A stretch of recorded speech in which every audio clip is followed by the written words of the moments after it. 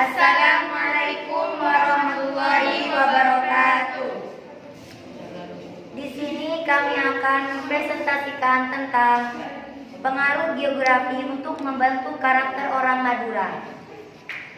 Kami dari kelas 11 IPS SMA Nazatul Tulab. Perkenalkan, nama saya Khairia. Nama saya Ayustia Ningsih. Nama saya Mafaradi Batriani. Orang Madura itu tinggal di pulau yang terletak di sebuah utara Jawa Timur dan luasnya 5.250 km persegi. Secara administrasi, Madura menjadi wilayah provinsi Jawa Timur yang dibagi menjadi 4 kabupaten, yaitu Bangkalan, Sampang, Pamekasan, dan Sumeneb. Pulau Madura juga dikelilingi pulau-pulau yang lebih kecil, yaitu Pulau Kambing, Gili Raja, Genteng, Kuteran, Kiang, Sapudi, dan Das. Mengenai jumlah penduduk tidak ada data yang pasti. Pada tahun 2009, penduduknya diperkirakan 19 juta jiwa yang menyebar di Pulau Madura sendiri, dan sebagian ada yang tinggal di sebelah timur Jawa Timur, mulai dari Pasuruan sampai utara Banyuwangi. Pulau ini terkenal sebagai pemasok garam nasional bagi Indonesia. Di rumah Madura dilengkapi pula dengan musola untuk sholat berjamaah di antara para masyarakat Madura. Di musola juga digunakan sebagai tempat kegiatan keagamaan bersama, misalnya kegiatan pengajian, tahlil, dan tadarus. Setelah seharian bekerja, para masyarakat Madura berkumpul di musola untuk sholat maghrib berjamaah dan dilanjutkan membaca Al-Quran. Inilah kelebihan orang Madura. Sesibuk apapun mereka tidak melupakan ibadah sholat. Setelah selesai sholat, mereka hanya sekedar ngobrol atau saling berbagi pengalaman. Setelah seharian kerja di sawah dan berkumpul, dan musola tidak juga berfungsi sebagai tempat ibadah bersama, melainkan juga berbagai tempat saling bertemu di antara para masyarakat. Dari sisi kehidupan keagamaan, orang Madura lebih menghormati lembaga agama dan ulama dibandingkan dengan lembaga negara aparatnya.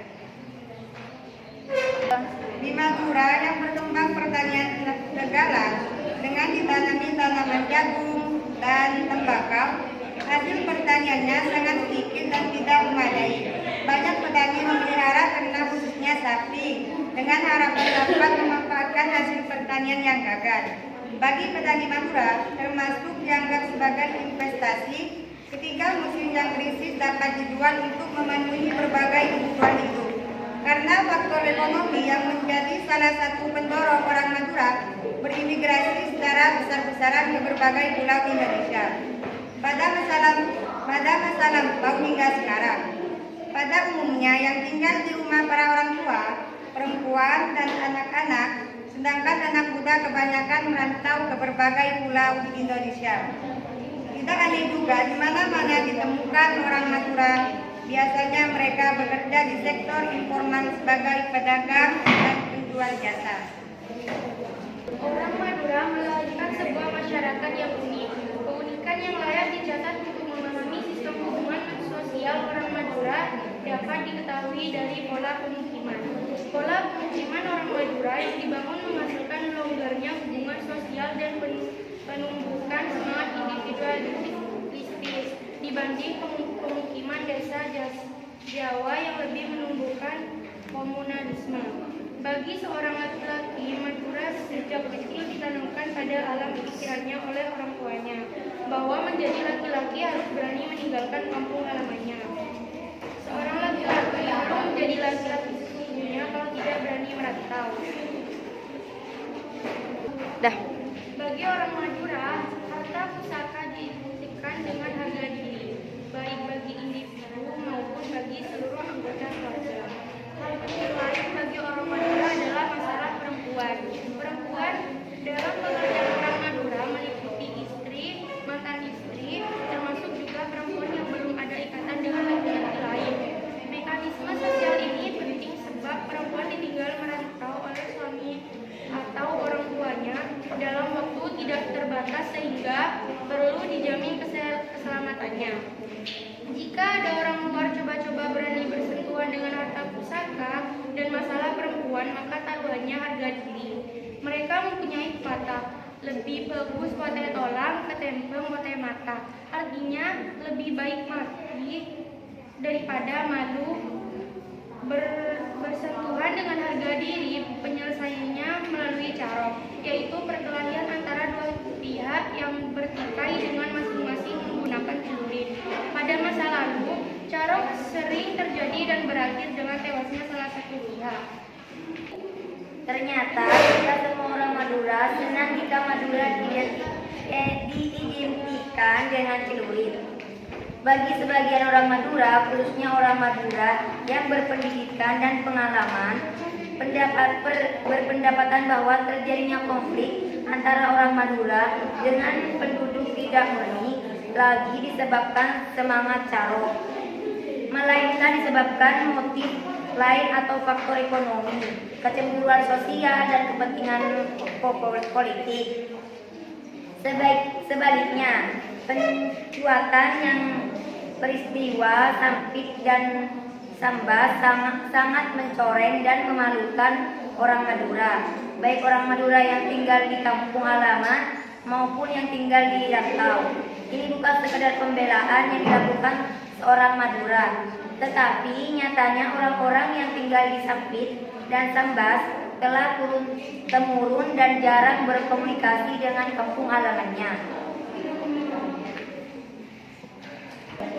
Kelangkaan sumber daya alam menyebabkan petani Madura tidak percaya kepada tanah orang Madura. Dengan data lain, di kalangan petani Madura tidak ada moral ekonomi yang berorientasi pada tanah. Bisa disebut tanah yang tidak subur. Tetapi jika diganggu tenaga kerjanya, menyebabkan orang Madura marah dan mudah meninggalkan kampung halamannya untuk merantau. Sifat individualistik yang dibentuk akibat ekotip ketegalan itu melahirkan kesederhanaan, kerja keras, dan sifat berhemat. Boleh jadi keunggulan bawaan ekotip, tegalan itulah menimbulkan problem tersendiri dalam hubungan sosial orang-orang Madura di perantauan. Sekarang kami akan membuka sesi pertanyaan. Silakan siapa yang mau bertanya.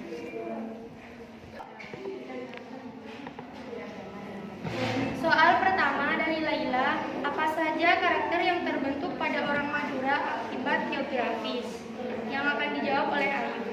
Karakternya orang Madura itu terkenal keras kepala dan gaya bicaranya yang belak-belakan, dan masyarakat Madura itu juga terkenal hemat, disiplin, dan rajin bekerja keras. Menurut bahasa Madura itu, abental koku asapu angin. Harga diri juga penting dalam kehidupan masyarakat. Tunggu saya. Oke, soal nomor 2 dari Jesiana. Apakah ada dampak negatif dari karakter orang Madura yang dipengaruhi oleh geografi? Ada. Seperti Sampit dan Sambas yang sangat mencoreng dan memalukan orang Madura. Baik orang Madura yang tinggal di kampung halaman maupun yang tinggal di rantau.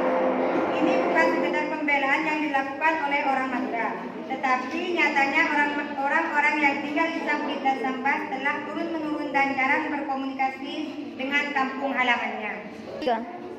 Cukup sekian presentasi dari kami, kurang lebihnya mohon maaf.